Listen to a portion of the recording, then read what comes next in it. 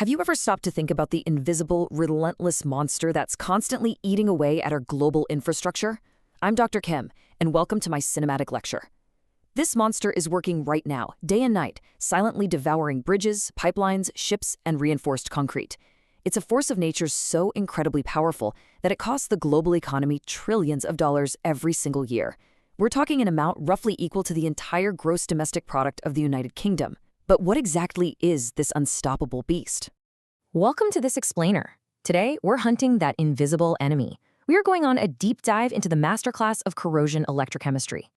By understanding the underlying mechanisms, the polarization curves, and the deep thermodynamic laws governing this destruction, we can learn how engineers measure it, model it, and ultimately, how we can fight back to protect our modern world. Here's our agenda for today. 1. The electrochemical enemy. 2. Thermodynamics and kinetics. 3. Measuring the damage. And 4. Weapons of protection. Section 1. The electrochemical enemy. So, to put it simply, corrosion is really just nature's way of returning refined metals back to their stable, natural state. Think about it. When we forge a steel beam, we're literally pulling it out of equilibrium. Corrosion is just the environment pulling it back, converting it into a chemically stable oxide like rust. It's a literal electrochemical tug-of-war for free electrons, reacting with oxidants like oxygen or hydrogen ions in the environment. Now, looking at the anatomy of a fundamental electrochemical corrosion cell, you'll see that for this destruction to happen, you absolutely need 3 things. First, an anode, which is the spot where oxidation takes place and metal is actually lost. Second, a cathode, a separate site where reduction happens and the material is protected. And third, you need an electrolyte, like soil or seawater, to allow the flow of ions between them. And here is the final piece of the puzzle, the metallic path. The electrons released at the corroding anode actually travel physically through the metal itself to reach the cathode. It's a closed electrical circuit. This really highlights the profoundly electrical nature of this destruction. If you break this circuit, or if you control the flow of these electrons, you can completely control the corrosion. Section 2. Thermodynamics and kinetics. In corrosion science, we've got to look at 2 distinct governing forces. First up is thermodynamics, which involves the standard free energy of the system. Think of thermodynamics like a heavy boulder sitting at the very edge of a cliff. It tells us if it's fundamentally, physically possible for that boulder to fall. But here's the thing, feasibility doesn't equal speed. That's where kinetics comes in. Kinetics is the gravity and air resistance that tells us exactly how fast that boulder will plummet. It dictates the rate of the reaction, how fast those electrons are moving, and how rapidly the metal is actively being destroyed. To really understand that kinetic speed, we have to introduce some heavy mathematical machinery. Enter the Butler-Volmer equation. This equation is the absolute holy grail for treating a corroding metal as an electrochemical system under kinetic control. It beautifully relates the electrical current, which is exactly proportional to the rate of the corrosion reaction, directly with the applied voltage. Why is this so powerful? Well, because it proves that by manipulating the voltage, we aren't just passively observing the reaction, we're actually becoming the masters of its speed, directly controlling the rate of destruction. Section 3. Measuring the damage.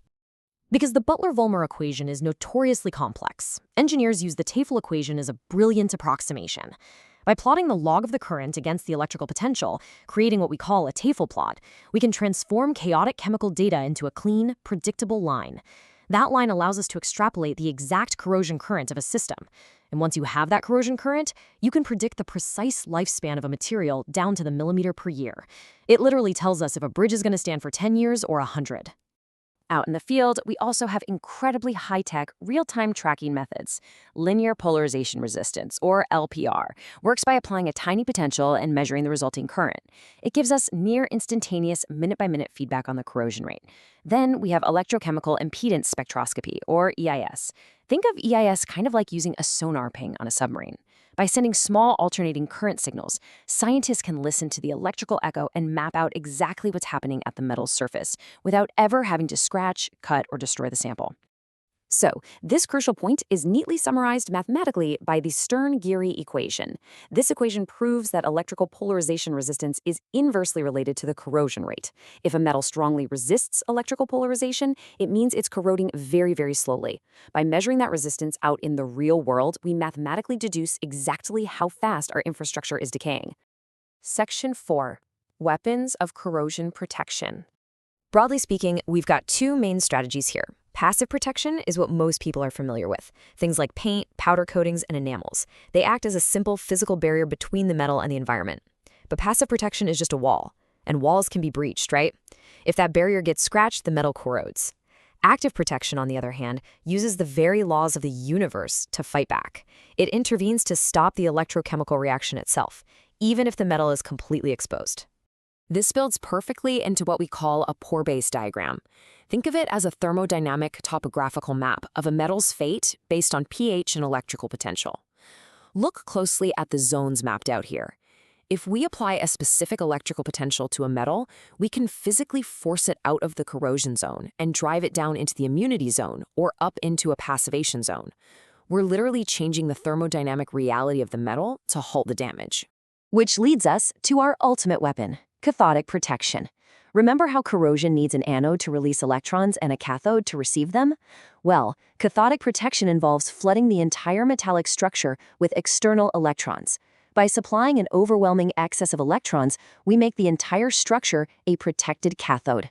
The destructive anodic reactions simply lack the potential difference they need to occur. So, corrosion is stopped dead in its tracks. Here's what that actually looks like in the real world. This is an impressed current system. You've got a DC power source actively pumping a protective electrical current into an underground pipeline. The temporary ground bed acts as an artificial anode, safely releasing electrons that travel rapidly through the soil and into the pipeline.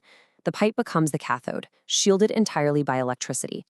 But how do you know if you're pumping in enough current?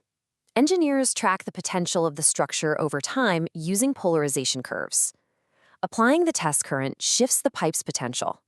The immediate objective for a buried steel pipeline is to supply enough current to shift its potential down to a critical industry-standard target of negative 0.85 volts relative to a reference electrode. Hit that number, and the structure is completely safe. Now, if you don't have a power source, you can use a galvanic or sacrificial anode system. This relies on the galvanic series. We intentionally attach chunks of highly active, less noble metals, like zinc, magnesium, or aluminum, directly to the steel. Because they're more active, they will naturally give up their electrons to the steel. They intentionally corrode and die so that the main structure can live. It's a literal electrochemical sacrifice. Finally, we have anodic protection. And this one is highly counterintuitive. Instead of a negative potential, we apply a positive potential to the metal. According to our pore-based diagram, this forces the metal out of the corrosion zone and into the passivation zone. It instantly creates a tough, microscopic oxide shield right on the metal surface, halting any further degradation. It's basically like forcing the metal to grow its own armor. Which leaves us with a really profound question. Since corrosion is just nature's fundamental desire to return refined metals to a stable, low-energy state, are we ever truly stopping it? Whether we're using sacrificial zinc or pumping in DC current, our brilliant electrochemical engineering is ultimately a battle against the second law of thermodynamics. So are we achieving a permanent victory, or are we merely buying time, temporarily delaying the inevitable in our battle against entropy? I'm Dr. Chem. Thank you so much for joining me on this explainer, and keep questioning the science around you.